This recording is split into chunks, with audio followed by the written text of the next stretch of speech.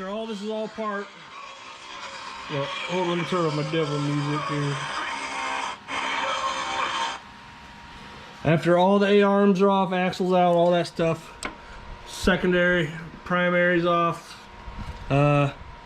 your rear prop shaft is off. It's 4 6mm hex keys right here, or hex bolts, and then 1, 2, 3, 4 bolts that should come out the front. I do have diff braces in place and frame braces. That kind of added just a little bit more. Let me put this down for a second. Yeah, I couldn't get it past that frame brace or diff brace with one hand.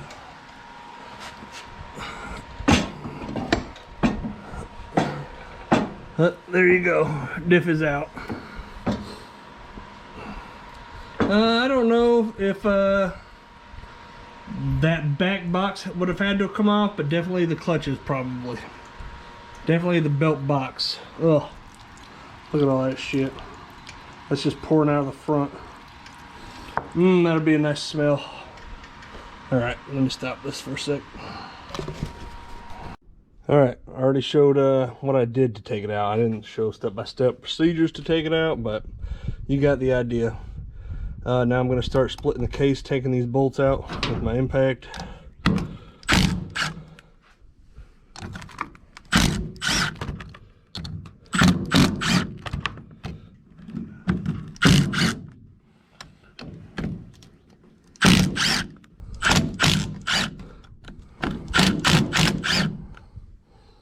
Having good tools helps, but tools are an investment, I think. Buy the best tools you can afford. I got lots of Harbor Freight, and I got lots of decent tools too.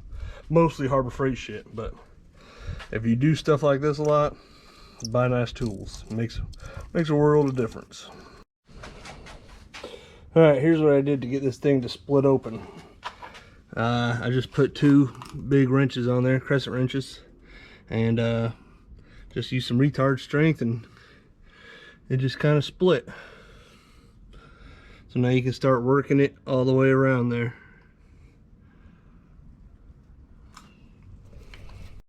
All right, that took a little work, but I split the case like I showed you with the wrenches, but it did not want to give up. This bearing was attached, so I just kind of worked my way around with the chisels, and just kept working at it. Just a little tap tap taparoo, and finally it gave. So now I gotta try to get this spool out of there. And remember, like your washers and shims and all that shit, what went where.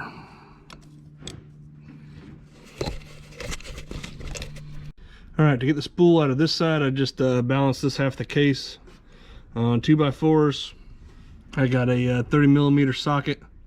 I'm just kind of tapping out the spool down there. I can't show that because I don't have nobody holding the camera right now.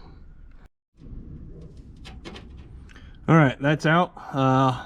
That looks bad, but I've seen some on the high lifter page of dudes that have done this before, and theirs looked way worse. I mean, this is bad, but it could always be worse.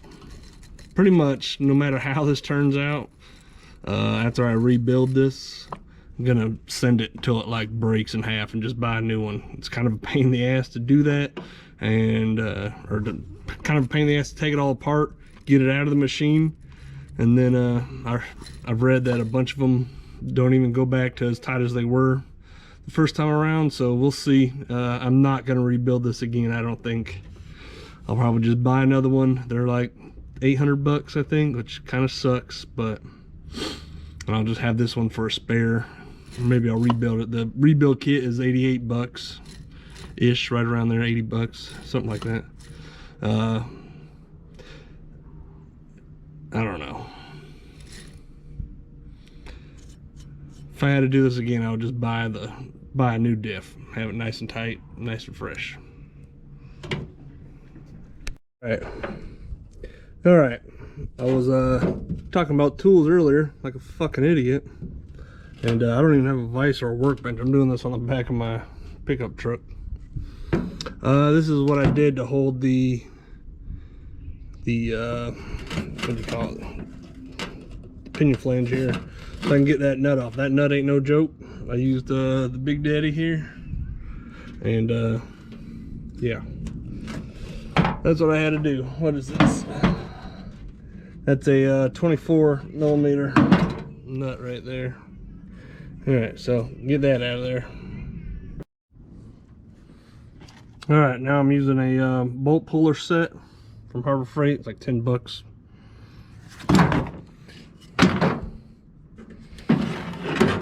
So I have it set up to pull this pinion flange off.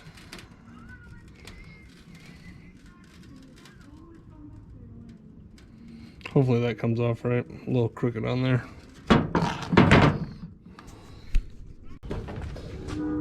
All right, this sucker, no joke, that sucker was on there. I broke one bolt puller, like steering wheel puller, I guess. I stripped it out. We had to let it sit in PB Blaster. Looks like I kind of gouged up the threads too a little bit. I had to let it sit in PB Blaster overnight, like in a bowl up to here. And now this one's doing the trick.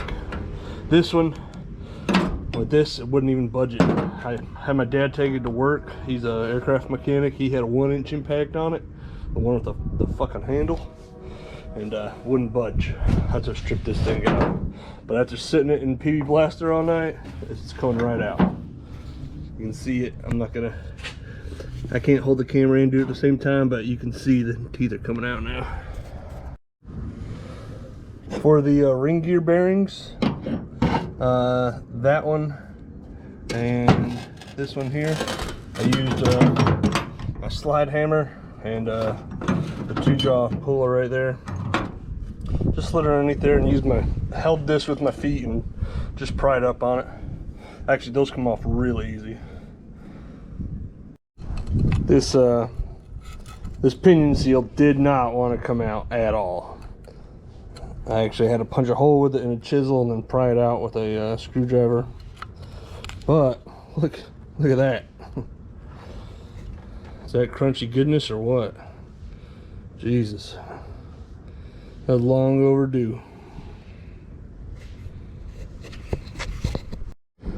All right, there's a snap ring in there. I don't know if that'll show up on camera, but it's hard doing this with one hand.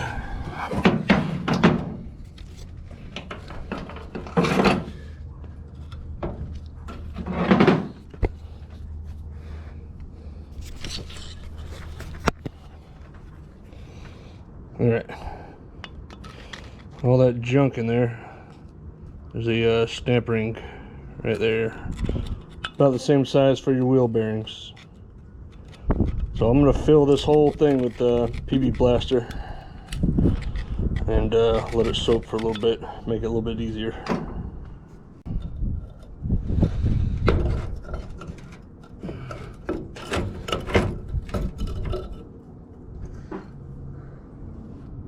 I got a long drift punch here,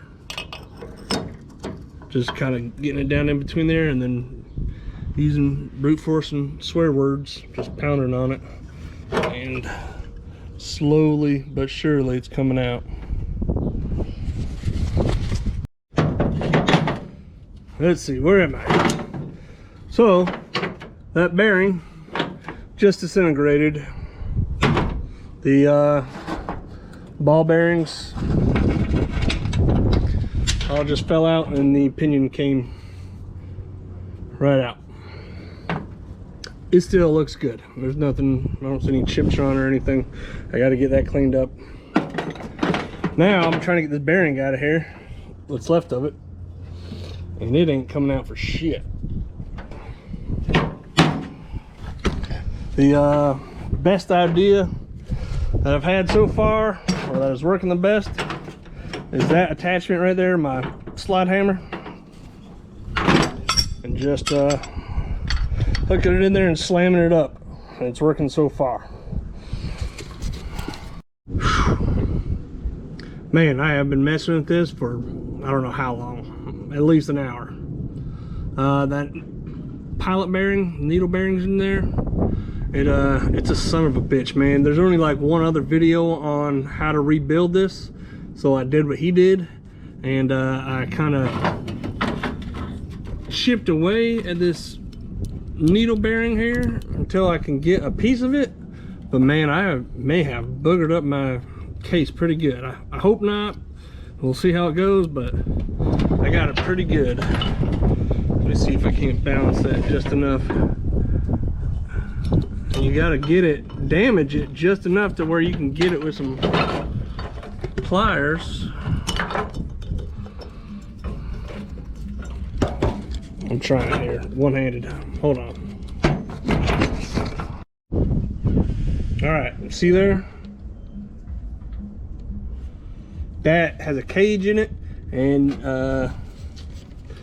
let's see here. That has a cage in it and needle bearings in it, and I pretty much had to destroy it all to get it to come out, and then just start hitting away with it with a punch until you can get a piece enough of it to grab with some needle nose and pull it out. It's in there good. Like it ain't half-assed in there. It's whole-assed in there. It's in there good. If I were to do this again, I would go to Harbor Freight or Amazon or somewhere and buy a pilot bearing puller. It's like $20. I think that would have been well worth it and saved me a lot of heartache. And hopefully I didn't do irreversible damage to this thing. I don't think I did. I think some Scotch-Brite clean it right up, but we'll see, man. Anyways, that's all apart now. I'll get it cleaned up and show you.